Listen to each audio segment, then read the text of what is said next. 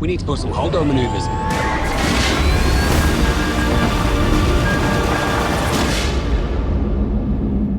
Hello, welcome back to the Holdo Maneuver Podcast. I'm Marc. And I'm Mike. We're two hardworking dads trying to immerse ourselves in Star Wars and fit it into our very busy lives. This is your first time listening and or watching. In this podcast, we'll share our thoughts on different topics from a galaxy far, far away. So I got a joke about clones for you guys. Yeah? Yeah. Yeah, never mind. You just copy it.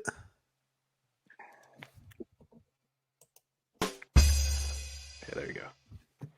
And as you can see, we also have a clone today. We've gone from one Michael to two Michaels. So to differentiate this, I will call the one to my camera left my right, and then the one above me two different things. So this is Michael up here, and then this is Mike over here. And if you're listening to this is just going to be confusing. So you'll know the difference when we talk. Yeah. But anyways, Michael Lee's been here before. Welcome back, sir. Thank you very much, and welcome back. You can call me, I guess, Michael Red, I guess, because I'm wearing red. Right. So Red shirt. Yeah. Red shirt. That's a different For those that, yeah. The red. But yeah, I figured this would be a good one for you because I know because we're talking about the Bad Batch season 3, calling this part 1. It's episodes 1 through 7, and you had actually been, yeah, and you had been sent the first 7 or 8 episodes, Michael? 8 episodes, yeah. Okay, so you know what happens immediately after the the one that was released this week. Okay. Pretty much. How did you get those so soon? Wow. For review purposes from Disney. So yeah, I'll just keep it at that. We're trying to get there. Yeah, but yeah, so I figured it would be appropriate to have you on for this one to see what we can talk about and get going on this one. So what did you guys think so far of this first half of the season? Whoever wants to go first with this. I'll defer to our guest. Let him go first.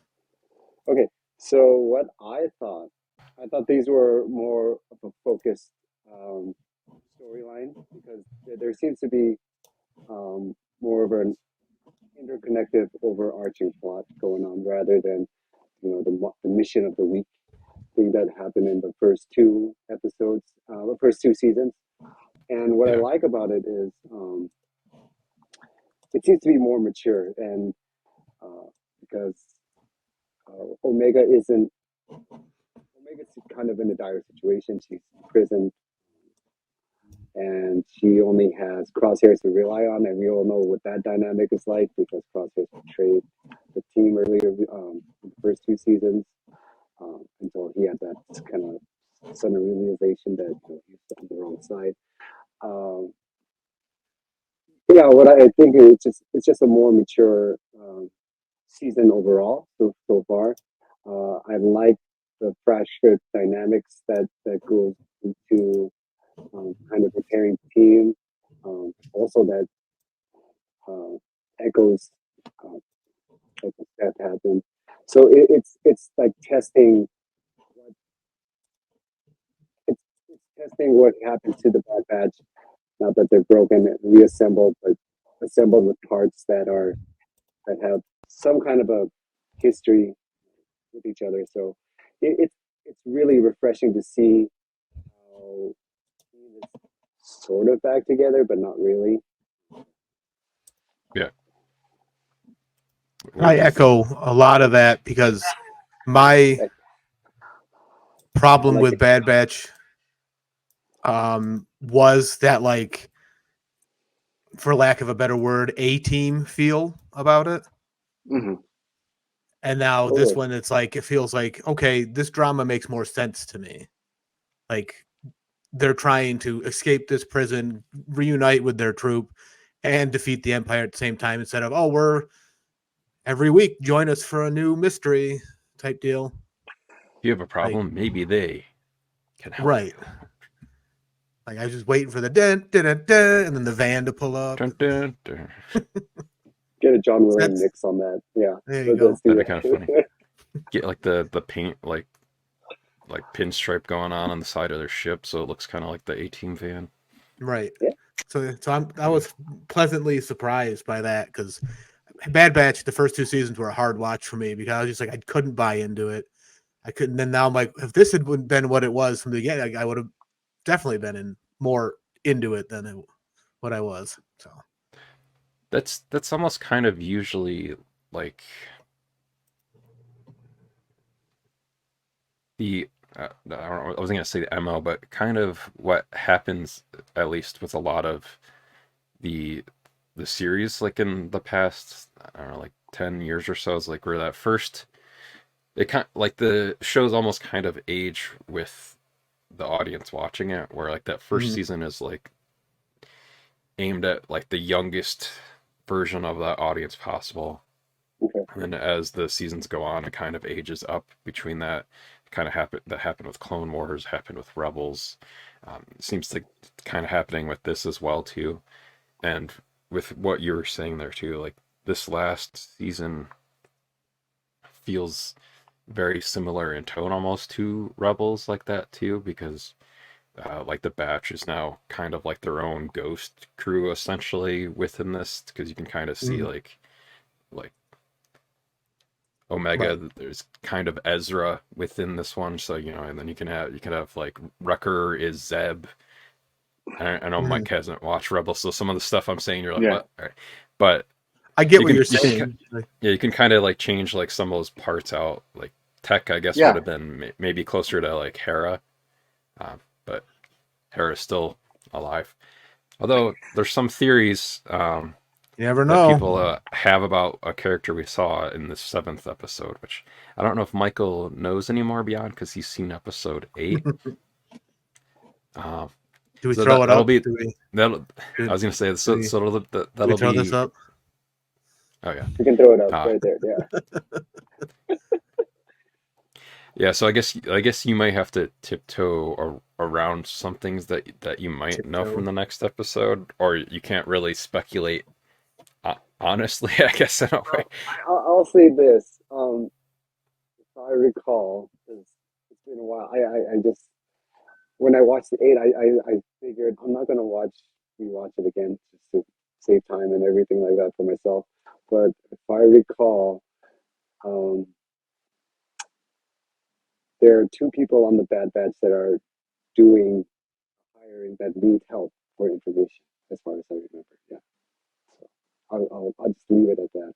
Badly explained Interesting. plots, explained badly. Interesting. Oh yeah, because the 7th episode.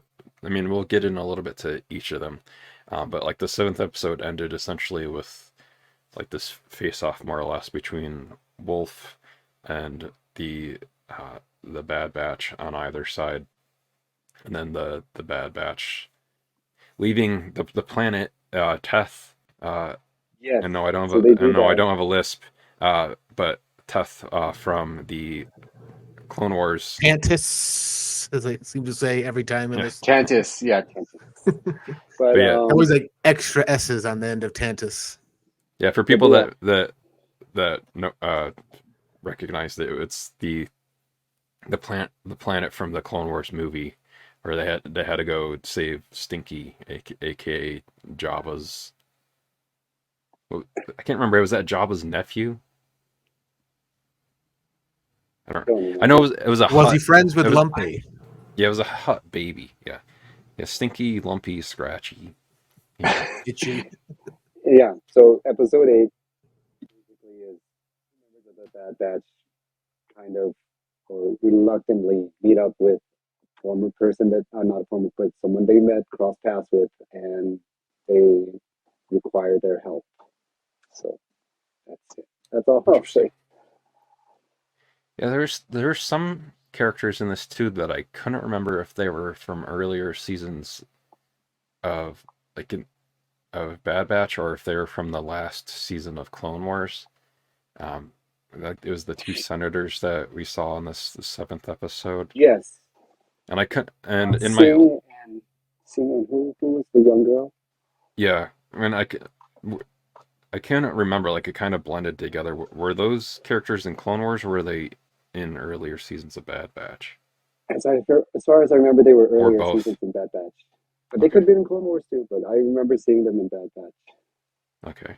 Yeah, and we still haven't seen, unless the person that you're talking about is, or keep hinting at, is the one that we saw in the trailer, that we hasn't shown up yet. Saj Ventress. That's another. Yes, I'll say that. I'll confirm that it's in the Okay, so, trailer, yeah, but it's not who you think it is. That makes sense. interesting. Okay, I can tell you guys if you want to know after, like okay. Perhaps. We'll hear that off mic, as it were. Uh, but yeah, yeah. So I guess what we can kind of do too is, because I have like very small blurbs for each of these episodes. Mm, So for like the first one was confined, and that one I'll quickly read through. This one was following her capture by Dr. Hemlock, Omega adjusts to life at the Imperial Research Facility by visiting her prisoner brother Crosshair and getting chips from her mysterious and stoic clone sister, Dr.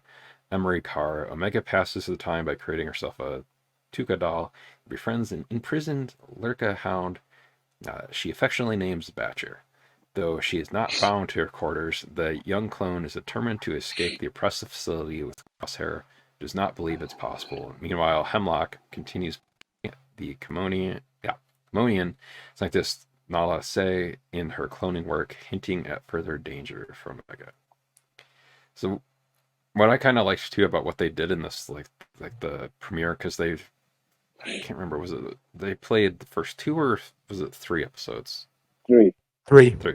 Okay. Yeah. Yeah, so I liked that they did that because this first one was like very centered on Omega and Crosshair, and then the one following this was Hunter and Wrecker.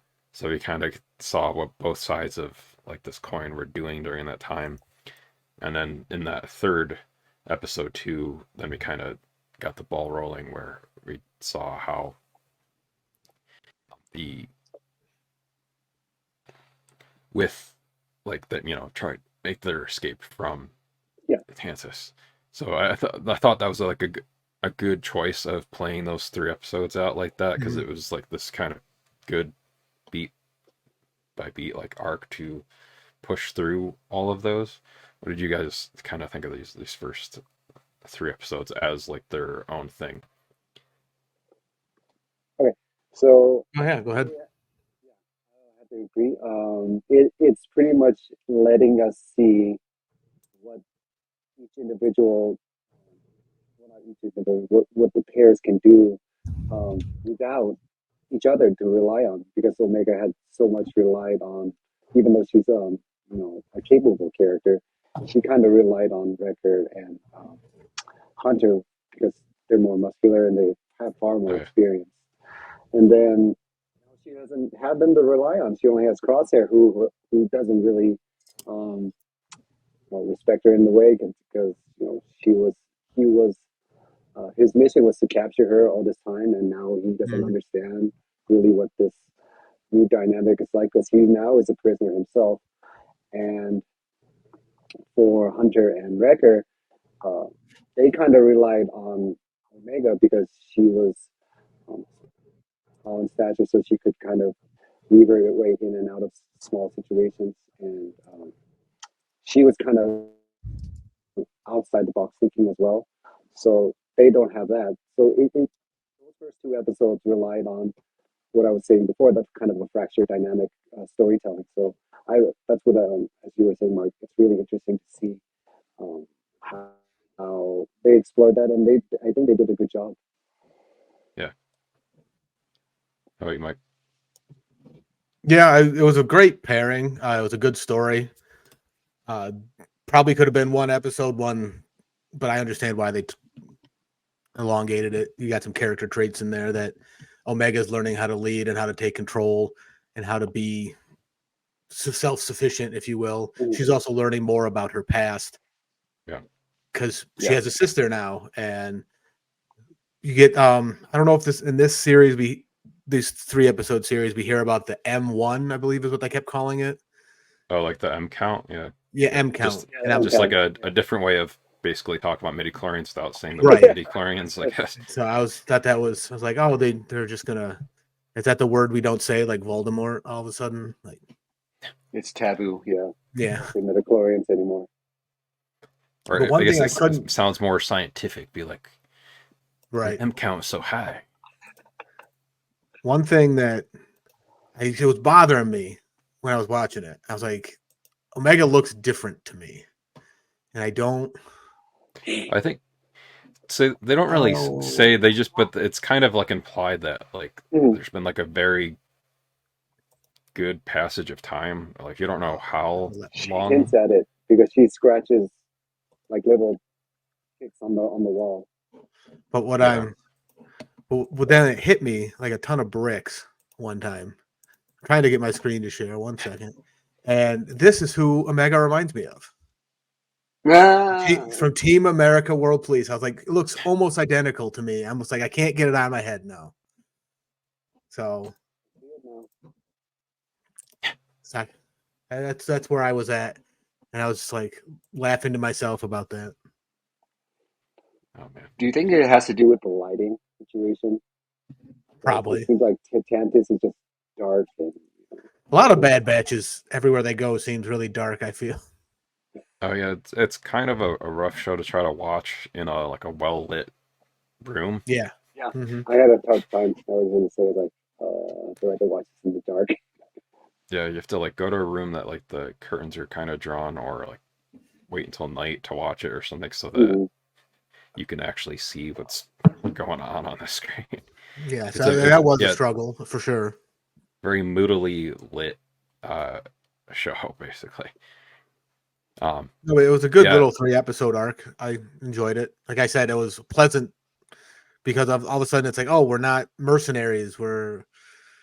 It's like story centric to them, not like, oh, we put ourselves in this situation, we gotta get ourselves out. Like, yeah, someone hired us to do the thing. And yeah, because like nice. Even that second episode, Past Unknown, like where we even begin with Hunter and Rucker, and that you feel like you would have maybe in past seasons maybe saw like this entire thing where they did this job to deliver somebody, whereas like that was already where we start with them in the beginning of the episode. So it was just like coming in late, getting out early, and just pushing on from there.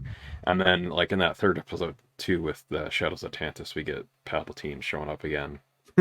Somehow he returns. Yeah. Well, I mean, they talk about like what was it, Project Necromancer in that too, which we heard. I think we've heard about that in Mando. Yeah, I think that was toward the end, right? Yeah. So they're laying a bunch of this groundwork for the somehow.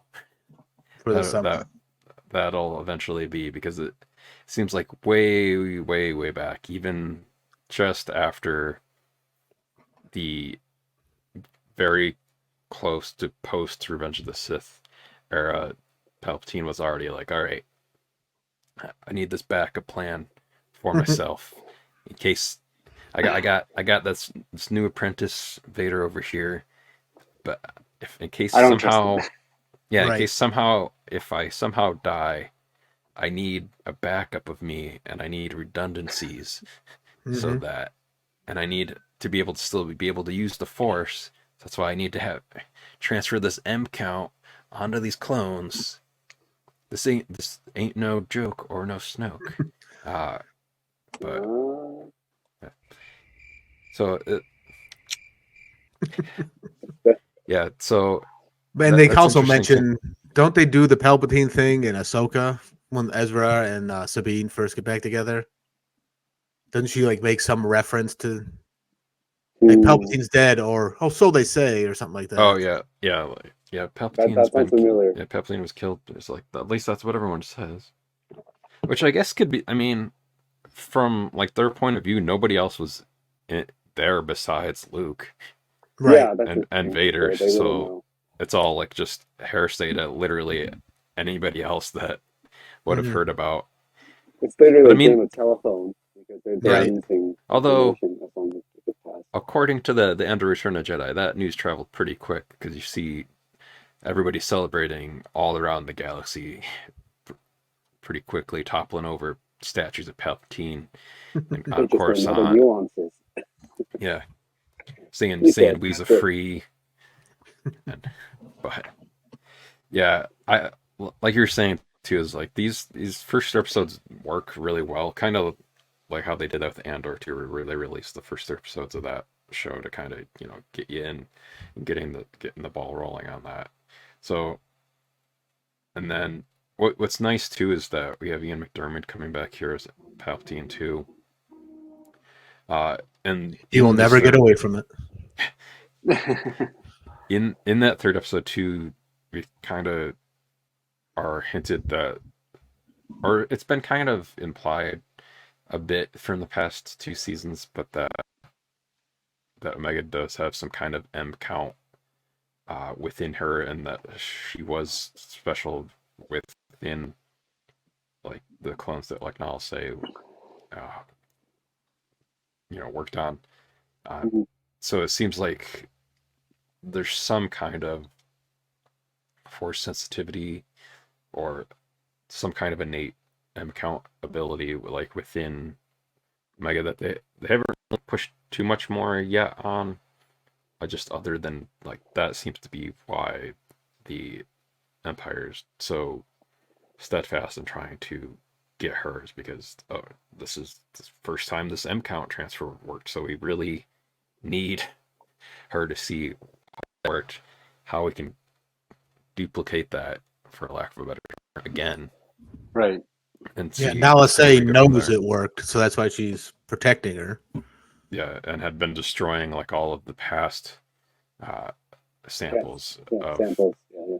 yeah, so it's kind of interesting there too. And then like even like an episode after the one where Crosshair and Omega escaped in the fourth episode in a different approach, you see like Omega, Crosshair, and Batcher. Basically, this one reminded me kind of, I don't remember which, I think it was like the third or fourth episode of Obi-Wan where he's like on that kind of Blade Runner esque planet where it's just like this very kind of you know it seems like it's always raining type of planet like uh just The kind of like underbelly planet. yeah, more or Yeah. less. And you see like what they have to do, like where she is really good at playing. She's basically like hustles playing cards in this, uh, and then wins way out there. But and we can kind of see like this dynamic between Crosshair and Omega here too, where like she's very much needs to go save Batcher, and Crosshair's still like, no, we can leave right now. Like, Yeah. Batcher will be cool, uh, but so I like seeing that dynamic too, and like how she's kind of slowly, um, you know, She is his older sister. technically, That's which, true. which I wonder if they'll ever kind of go more into that as far as like any kind of discussion between her and the rest of the Bad Batch. And that almost seems like a very almost like a philosophical discussion for them to have in some ways, that like even though she's older than them, they'll it's kind of like the Robin Williams movie Jack in a way, where like they had the the growth and age progression done to them, so Mm. by the time they're like very old clones, she'll maybe like appear to be the age that they are now. Yeah. When they're reaching essentially the end of their life. So almost like they almost have to. I don't know. That seems like that could be like some kind of a, I don't know, discussion that they could have, since they have become like this family, even though she's technically older than them, but in body she's I don't know, like Yeah. That could be. I don't know how they would go about doing that, like within an episode. But that seems like that could be some kind of an interesting subject matter to bring up in some way. Instead of a The mission of the nitty-gritty. week. Yeah. Yeah. We're not going on a mission. We're going to talk about the elephant in the room. Yeah. And so we also, and by the end of this episode, too, the different approach 1, 2, that's where we finally see Omega and Crosshair team, or finally meet back up with Wrecker and Hunter here too. So we get kind of that like emotional reunion between all of them, and but, Crosshair's like still like standing way far back because he knows that he's not welcome. Yeah, or at least that it can be awkward as hell. So hey, you guys remember when I was trying to kill you? Remember that? Yeah. Remember when I knew that I had a chip in my head and pulled it out and still wanted to kill you? Yeah, because he's like, good soldier follows orders. So that's what I was dealing with. But yeah, I thought that like that, and then we get this episode after that, and the return in the 5th episode where like the team regroups on that kind of like this oasis like world that we've met or not met, that we saw last season. Abu,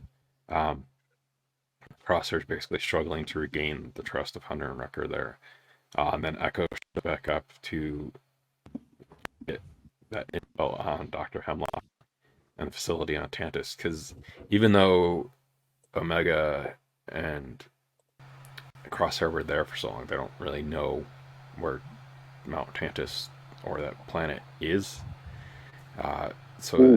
They're trying to basically find their way back to that and see what they can do to get there. And in order to do that, they go back to that, like the icy outpost from the Solitary Clone episode from last season, which was a great episode. It was basically the one, like where Crosshair's like, oh crap, I should. This is not sudden realization. Yeah. Oh no. Yeah. I mean, I've made a terrible mistake. But yeah.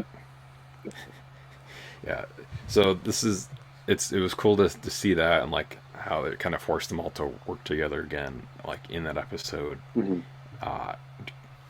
Have to basically gain that trust again with one another. Mm-hmm. So, Right. Dave Filoni loves him some Sarlacc type creatures, I feel. I like the like underground, large. Yeah. He really likes those large worms and hyperspace shots. So it's like you kind of knew something was going to happen when they're like, oh, those perimeters are to keep whatever. And they're like, okay, let's turn them off. And then the second they mentioned them, I was like, they're going to turn them off. Something's going to happen. And that's going to be the episode. They're on for a reason. Right. I've got a bad feeling about this. And then I had Jurassic Park moments where they're like, we got to go all the way across this facility to turn on the fuse box. Yeah. I was waiting for someone to say, hold on to your butts. Mace Windu wasn't there to say that. He wants to be. Sam Jackson wants to come back. Yeah, he's Mace. Mace is alive. An arm pops out, basically a severed arm. Oh yeah. Oh man, yeah. It's an arm holding a purple lightsaber. Purple lightsaber. I still ignited purple lightsaber. Yeah, that has the encryption BAMF on it. Right. There we go. Although if you do buy Mace Windu's lightsaber from Disney, it will not say that on it. It only says that on Sam Jackson's version. That's an aftermarket add-on. Yeah. Disney should rating service on that. And they can do that. Hey Disney, another way for you to make money. You can just like when people make their lightsaber hilts over there in Galaxy's Edge, you could then offer $100 a letter. Yeah. $100 get encrypted. BAMF. Okay. Yeah, I got mine over here, just chilling out. But yeah, I don't know. Like, I think this is like a very strong opening, like the first half to the season too. Ooh. Uh, and there's been like a lot of good like little Easter eggs to things there, like we said, like with Teth from the Clone Wars movie, and we've seen Rex show back up. What the not we also had Wolf like, and there's a mention of Gregor too. So if like people again have watched Rebels, Rex, Gregor, and yeah, it was Wolf too, right? So that was the group of the three older clones that As far as I remember, yeah, there was the rebels yeah. come up. So we know at some point these are the three that are like, we know Rex and at least Wolf, patch some kind of thing up with one another sometime within the next 20 years or so. um, so yeah, I don't know how much more we'll like see by the end of the season, like where in the timeline this will kind of end within this final season, because they've already had kind of so much of like that time progress off screen in between season 2 and 3, and then even while we've been doing our Imperial March Madness thing, I've noticed like when looking for like Bad Batch art too, just remembering like what Omega looked like in season 1, like with her headdress and like super short hair and everything, and that to like Now she's a member now. of Team America. Yeah. Well, yeah, she's got the long hair, like the kind of like side ponytail pulled back thing going on. So it's interesting, subtle aging in characters that you don't really notice until like you've like if you go back and kind of like, I mean, I guess that's like the same thing with like kids in general. It's like you don't really notice. Well, yeah, you forget growing up. because Yeah. Until you all of a like go sudden back and look at they're a picture 7 from like, foot a year tall ago. and Yeah. Have a beard. But Picking up habits like yeah. toothpicks. Like, wait a minute, we were only together for how long, and now you're already picking up his habits.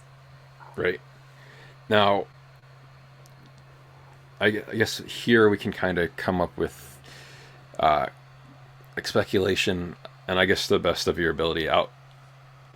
Because I mean, you can still speculate from 9 to 15, but like, what do we think is going to happen by the series finale of this? Do we think somehow Tech returns? Did Tech already return in this episode, possibly? Because that seems to be a theory some people have, is that new clone that was going after them. that's what I thought. That's what I thought Could was have going to been happen. because someone also posted like there's like that shot of this like clone that was going after them in this, that was like Clone thermo. X or something like that. Yeah, like like they were going, CX2. yeah, CX2.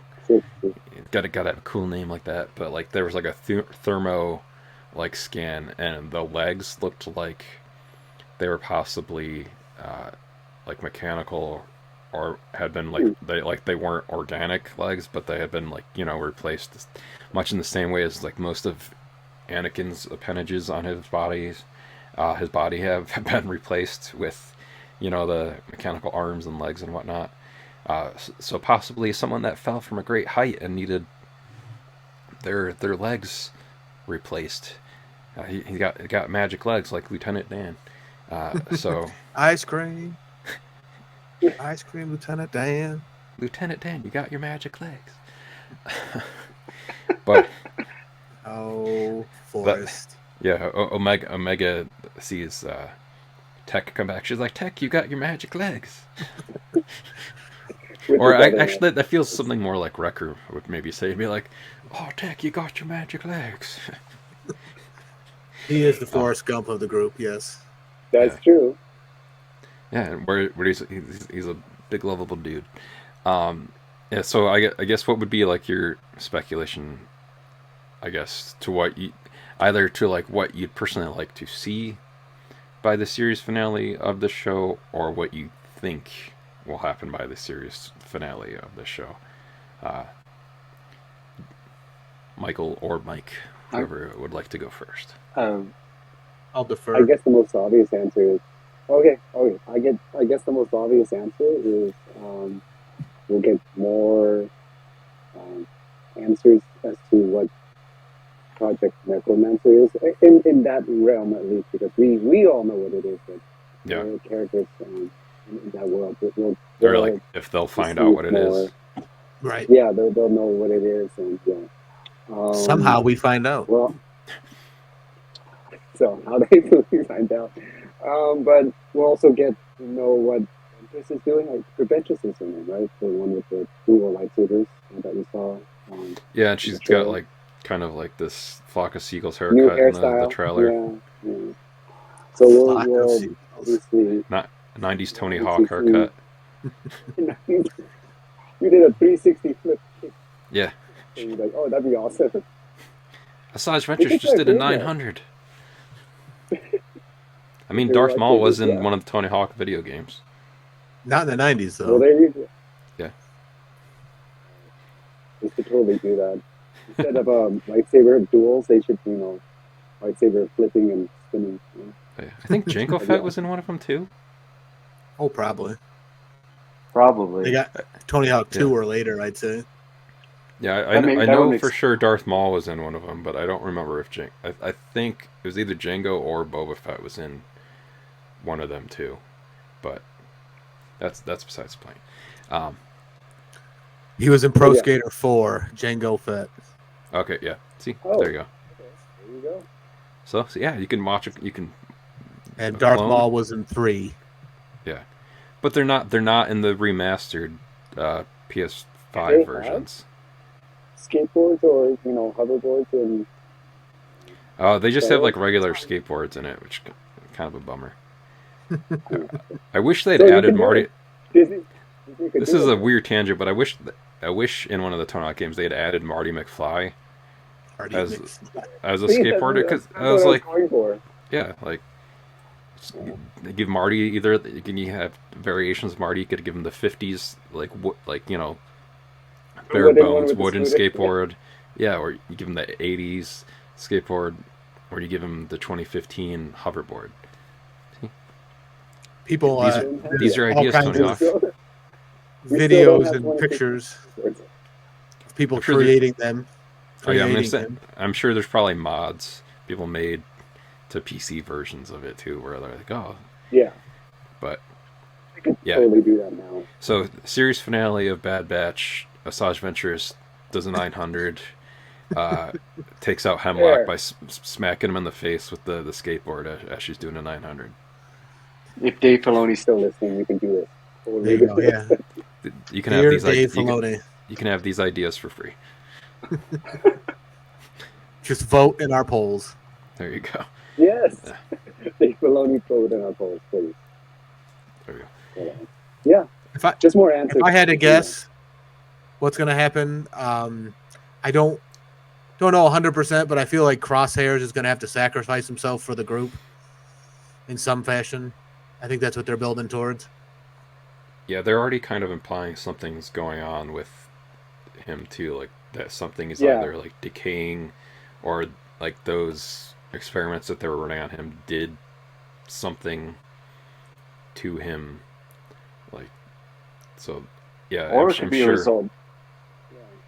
Maybe he's got an M count. Maybe the whole entire Bad Batch has an M count, and like because they're defective, that's why it could have. Yeah, but effective. That M count was able to attach itself to each of them, and this entire time they didn't know. Or one of them will accidentally force pull something, and we'll cut to created by Dave Filoni. There you go. And somehow they have the Force. And somehow that's how Tech survived. Was like as he was falling, he just slowed himself down enough where he just got broken legs and had to get the magic legs. Do it. BuyVoicey.net. Whoa. What is that? not a sponsor. But not a sponsor. I don't know. But yeah, I think one of the things I would like to see by the end of the season is like if there's some kind of resolution with the Bad Batch as to just because, like I said earlier, like we know Rex, Gregor, and Wolf are like these three clones all by themselves, like off somewhere. So like we kind of know by the end of the season that there can't. I feel like the end of the season is essentially going to be them getting. Although this seems like 9 more episodes to do that is gonna be like a long time. But I thought maybe like by the end of the season that's when they get the rest of those clones out of Tantus. But that seems like that would be drawn out way too long if they're waiting until the finale to do that possibly. I feel like maybe they'll have to Sophie's choice it and either blow up Tantus or save the clones. Yeah, or like maybe possibly like the show ends with the Batch and Omega like on this Pabu planet, you know, just like living out the rest of their days there, like, and they just choose not to go after the Empire and whatnot, since we don't see them any later on in the timeline. So they're kind of like in a corner with that, or that as far as they're like, oh, they're still alive, they're just over there. There's a clone planet out there where everyone looks alike, and they're on planet Minkus with Mr. Turner and Cara Dune. They all went to a farm. Yeah, Cara Dune's over there. That's where all these characters are. That's where Kang is. You know, Kang. Oh, jeez. Different. I mean, in the multiverse of possibilities, there is a Kang in the Star Wars universe too. It's true. It could happen. But yeah, I don't know. I think, as with most past Star Wars animated series like this, the series finale to it will have like hints of hope, as well as kind of, you know, be kind of like a downer in some ways, just because we know Clone Wars had to end in a very downer fashion, which also had Rex in the finale to that one. Just because you knew where Clone Wars had to end for that. Rebels, in the lead up to the finale, had some very tough stuff happen leading up to the finale there, and then like the ending to that was also kind of bittersweet too, with what Ezra did at the end of that. Which, spoiler alert, we know he's okay now because of Ahsoka. But then it just repeated what it did on the planet anyways. Like, okay. Yeah, so it'll be interesting, I guess, to see like what they do for the finale of Bad Batch, because I feel like it's gonna have like ride the line there somewhere of being both hopeful and sad at the same time. So like you were saying, like there'll probably be something with Crosshair somewhere near the end of the season where he's got to do something to help the rest of the group. So we'll lose another Bad Batch member. Right. Maybe we didn't, but like we said, maybe we didn't lose Tech. Maybe somehow Tech will return. Or maybe it'll throw us way off and it'll be like Wrecker or Hunter is the one that like sacrifices themselves, because Hunter is almost kind of like he's not really like the lead, but like he's like the most like dad like to Omega in some way. So that would almost be, I guess, the most sad if he were to sacrifice himself for Omega. But I think at least as far for me, I think that's probably what will happen for the end of this season. But I think as far as that, I think that's a good place to probably wrap up for this. Was there any anything you wanted to plug or for people to check out, or where they can find you online, Michael? Yeah, you can find me on all socials at I am Michael J. Lee. That's TikTok, Facebook, Instagram, Twitter, or X, or whatever they call it. I also write for That's It LA, The Nerds Color, and Live Entertainment. So yeah. Nice. And then as far as for us, you can find us at holdomaneuver.com, or if you can't spell maneuver, you can also find us at holdopod.com. We made it easy for you. We've been doing the Imperial March Madness bracket. With shocking results. Yeah. Well, or in some Or not. cases, or in sadly some cases, not so shocking results for what the internet chooses for what should win in a poll against The Last Jedi versus the Star Wars Holiday Special. I'll just leave it at that. But yeah, so if you haven't already checked that out, and what's been kind of cool is in the past 2 weeks since we started that, we've gained like about 100 subscribers from just doing that poll, or not poll, but like the bracket for it. So if you're the first time listening to this or watching this episode since then, welcome. And then you can find us online everywhere at all of those social places. Here, there, and everywhere. Yeah, at holdopod.com. And then you can follow myself and Mike at all those places just by looking up our names there too, and email us at holdopod@gmail.com. But as always, we are grateful to George Lucas for creating the Star Wars universe. Oh my, thank the maker.